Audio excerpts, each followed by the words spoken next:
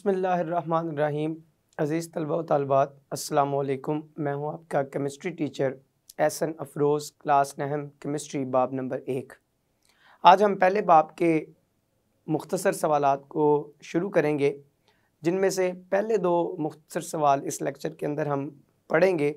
पहला सवाल इंडस्ट्रियल और एनालिटिकल केमिस्ट्री के दरमियान फ़र्क, उसकी तारीफ़ की मदद से करेंगे, और फिर ऑर्गेनिक और इनऑर्गेनिक केमिस्ट्री में क्या बुनियादी फ़र्क है, कुछ नुकात की बुनियाद के ऊपर हम इनमें मुवाजना भी करेंगे।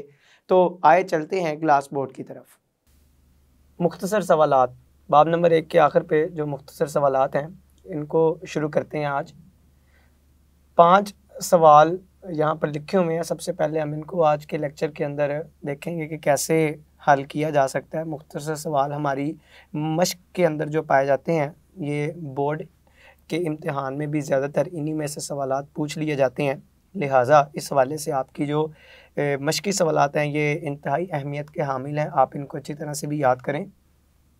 पहला सवाल है, इंडस्ट्रियल केमिस्ट्री और एनालिटिकल केमिस्ट्री की तारीफ़ करें। तो आप इंडस्ट्रियल और एनालिटिकल केमिस्ट्री को बड़ी तफसील के साथ पहले समझ के आए हैं, तो एक एक करके हम इनके जवाब लिखते हैं कि इनको कैसे हल किया जा सकता है। पहले नंबर पर इंडस्ट्रियल केमिस्ट्री और एनालिटिकल केमिस्ट्री। तो हम सबसे पहले पहले सवाल में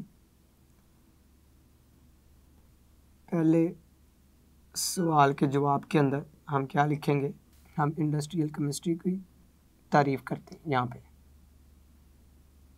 इंडस्ट्रियल केमिस्ट्री, फिर एनालिटिकल केमिस्ट्री की तारीफ़ करेंगे। इंडस्ट्रियल केमिस्ट्री क्या है? इंडस्ट्रियल केमिस्ट्री की वो शाख है जिसमें हम तजारती पैमाने पर कंपाउंड बनाने का मुताला करते हैं। तो केमिस्ट्री की वो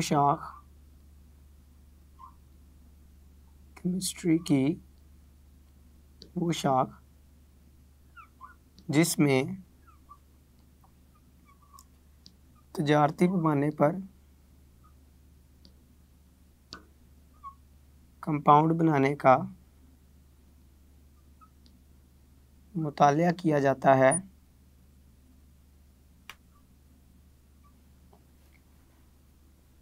इंडस्ट्रियल केमिस्ट्री कहलाती है।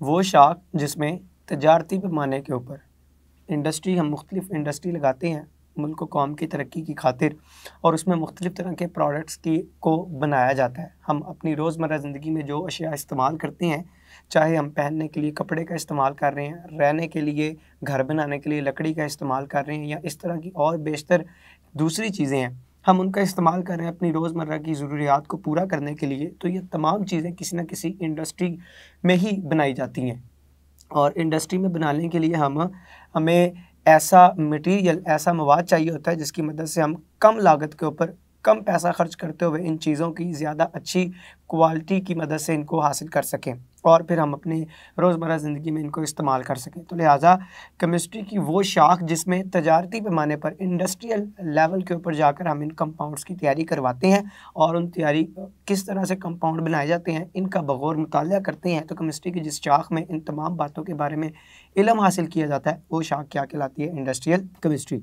हमने कहा मुख्तलिफ़ तरह के कंपाउंड्स बनाने के लिए, अगर हम केमिस्ट्री के हवाले से बात करें तो मुख्तलिफ़ तरह के कंपाउंड्स जो हम रोज़मर्रा ज़िंदगी के अंदर बना रहे हैं, मिसाल के तौर पर हम ऑक्सीजन की तैयारी करवा रहे हैं, हम क्लोरीन की तैयारी करवा रहे हैं, oxygen, chlorine, caustic soda,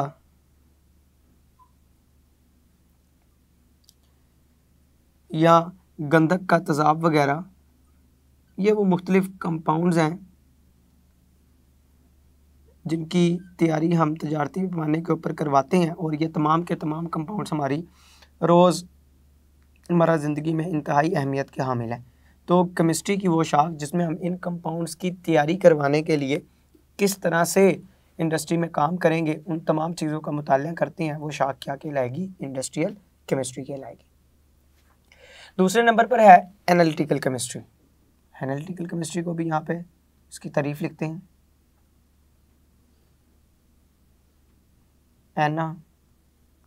analytical chemistry. Analytical का मतलब होता है तज्जिया। तो केमिस्ट्री की वो शाख, एनालिटिकल केमिस्ट्री से मुराद क्या बनी? केमिस्ट्री की वो शाख जिसमें दिए गए नमूने, दिए गए कीमियाई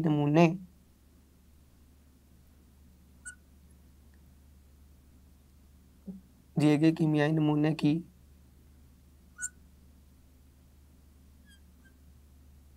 पहचानो,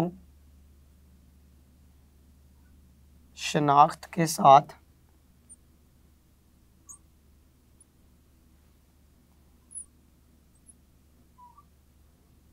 तरकीब और तज्जिया और अज्जा की अलहदगी की जाती है।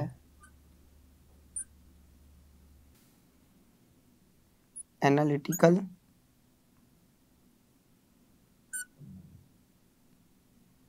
केमिस्ट्री कहलाती है।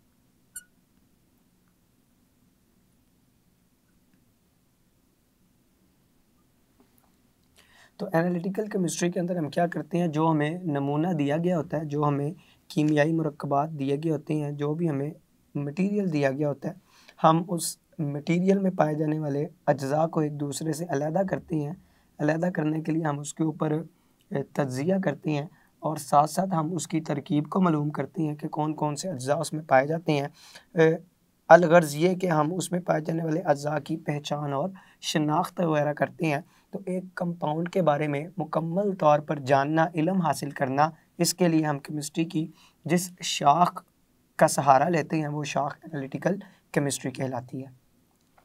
एनालिटिकल केमिस्ट्री में किसी भी कंपाउंड का तज्जिया करने के लिए, तरकीब और शनाख्त व पहचान करने के लिए असल में हम दो तरह का तज्जिया इस्तेमाल करते हैं। वो दो तरह का तज्जिया, एक को कहते हैं कैफियती लिहाज से तज्जिया,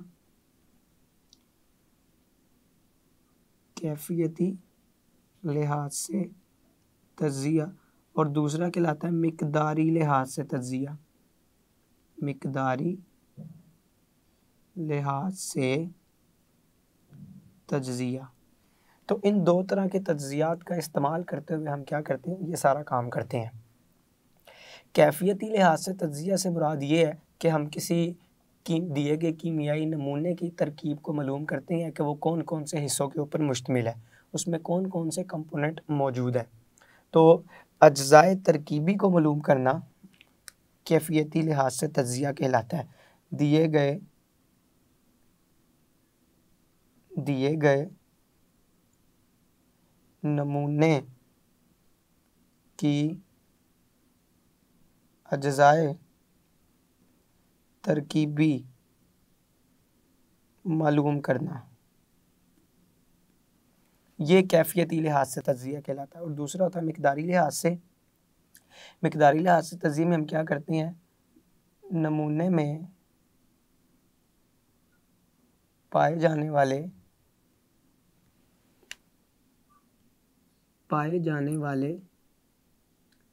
अज्जा की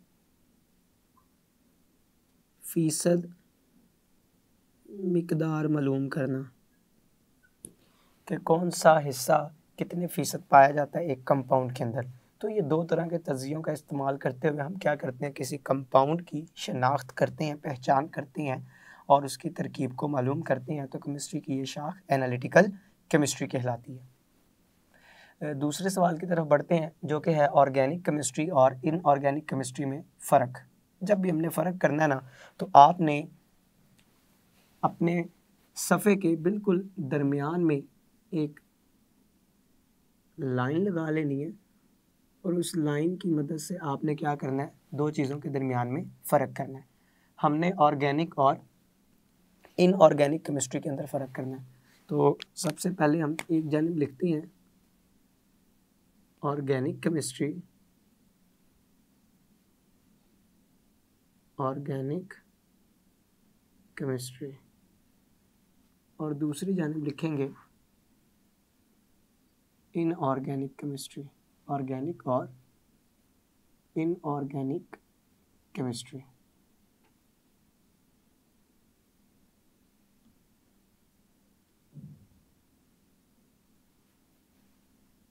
देखते हैं दोनों में क्या बुनियादी फ़र्क है। सबसे पहले हम ऑर्गेनिक केमिस्ट्री की तारीफ़ लिखते हैं। तो पहला फ़र्क तारीफ़ के लिहाज से करते हैं ऑर्गेनिक और इनऑर्गेनिक के दरमियान।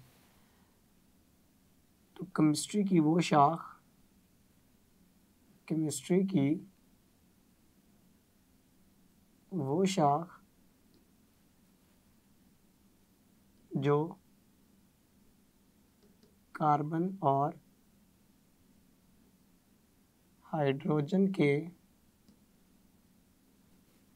कोवलेंट कंपाउंड्स कार्बन और हाइड्रोजन के कोवलेंट कंपाउंड्स, कार्बन और हाइड्रोजन के कोवलेंट कंपाउंड को हम हाइड्रोकार्बन्स भी कहते हैं। तो मैं चाहे हाइड्रोकार्बन्स लिख लूँ, चाहे कार्बन हाइड्रोजन के कोवलेंट कंपाउंड लिख लूँ, एक ही बात है। तो वो शाख जो कार्बन हाइड्रोजन के कोवलेंट कंपाउंड और इनके माखूज़ कंपाउंड्स का मुताला करती है, ऑर्गेनिक केमिस्ट्री कहलाती है।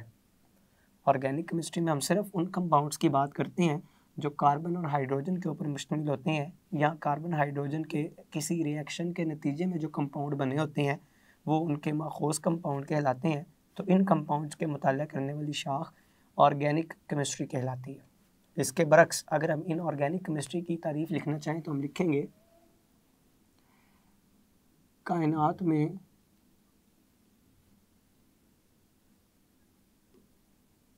पाए जाने वाले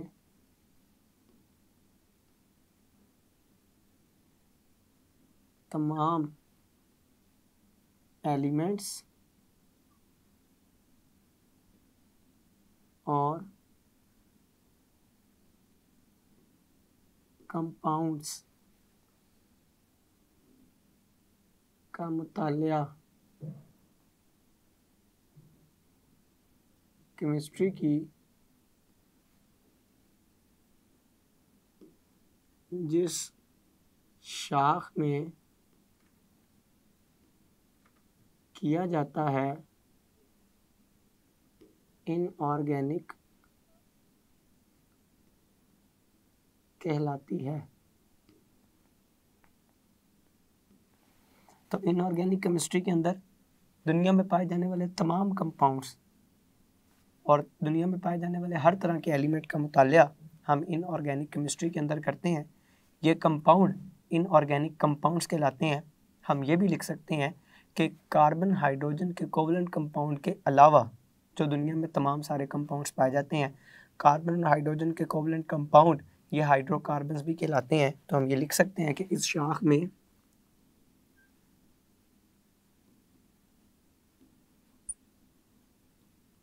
हाइड्रोकार्बन्स के अलावा तमाम कंपाउंड्स का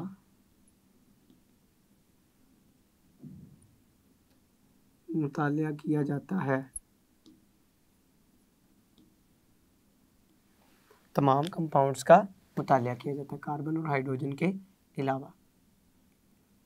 ये हमने पहला फ़र्क पड़ा है ऑर्गेनिक और इनऑर्गेनिक केमिस्ट्री के अंदर। हम दूसरे फ़र्क की तरफ आगे बढ़ते हैं।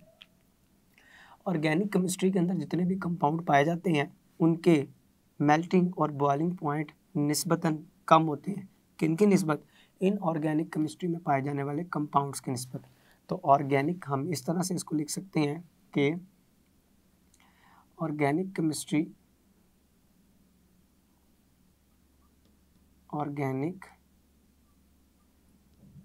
केमिस्ट्री में पाए जाने वाले कंपाउंड्स के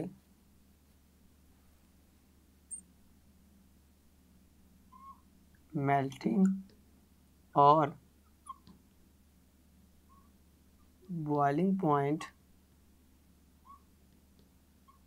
कम होते हैं,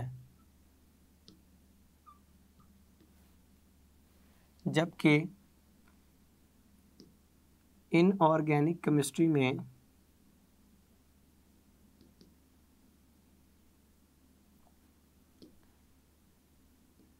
पाए जाने वाले कंपाउंड्स के मेल्टिंग और बॉइलिंग पॉइंट्स ज़्यादा होते हैं।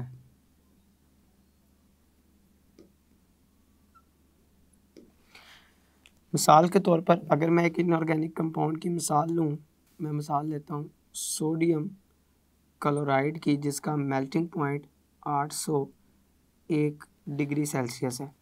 यहाँ पे अगर मैं मिसाल लूँ बेंजीन की, तो इसका बॉइलिंग पॉइंट 80 डिग्री सेल्सियस है। तो ये बॉइलिंग पॉइंट है,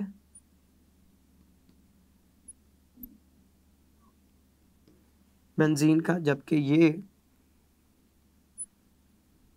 मेल्टिंग पॉइंट है किसका, सोडियम क्लोराइड का। तो आप देख सकते हैं इसका मेल्टिंग पॉइंट ही इसके बॉइलिंग पॉइंट से किस कदर ज़्यादा है। और NaCl एक इनऑर्गेनिक कंपाउंड है, इसकी नेचर, इसकी फितरत ऑर्गेनिक नहीं है।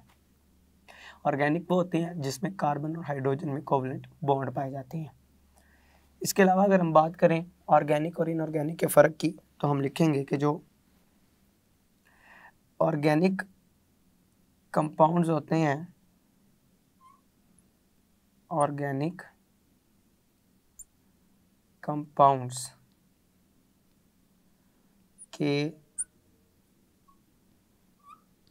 मॉलिक्यूलर मासेस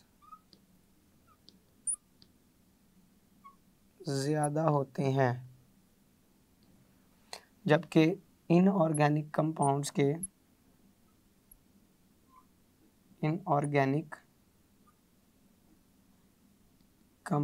के मॉलिक्यूलर मासेस कम होते हैं। इसी तरह से अगर एक और फ़र्क की बात करें तो ऑर्गेनिक कंपाउंड्स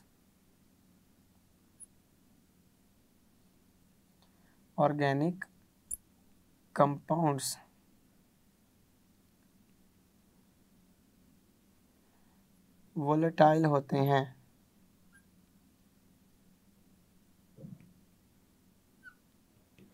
मतलब जल्दी बुखारात के अंदर तब्दील हो जाते हैं, जबकि इनऑर्गेनिक कंपाउंड्स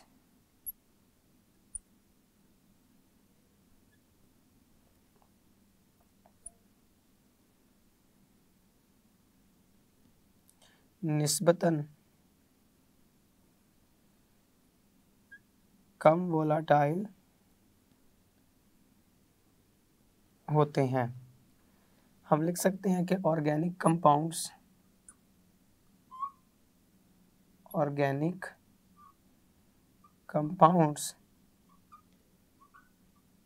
जल्द आग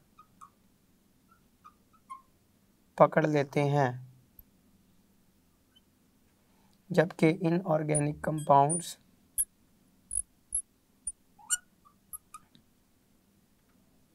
जल्द आग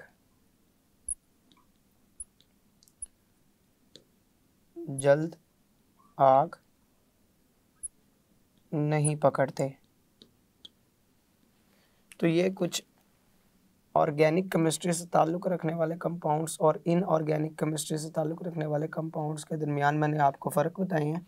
ये आप फ़र्क इसी तरह से याद रखेंगे, ये अहम मुख्तसर सवाल के तौर पर पूछा जा सकता है। तो आप कम से कम ये 4 से 5 फ़र्क दोनों के दरमियान करेंगे, फिर आपको इसके 2 नंबर पूरे मिलेंगे। ऑर्गेनिक और इनऑर्गेनिक केमिस्ट्री से ताल्लुक़ रखने वाले कंपाउंड्स में हमने को 2 तरह से फ़र्क किए हैं, मुख्तलिफ़ तरह से हमने फ़र्क किए हैं, तो आप इनको इसी तरह से याद रखेंगे। अज़ीज़ तलबा व तालिबात, आज के लेक्चर में आपने मुख्तसर सवालात में से पहले 2 सवालात के जवाबात को बड़ी तफसील के साथ समझा है। मैं उम्मीद करता हूँ आज का लेक्चर आपको बखूबी समझ आया होगा। आप इसको अच्छी तरह से तैयार करेंगे, याद करेंगे। अल्लाह आपका हामी व नासिर है। अस्सलामु अलैकुम।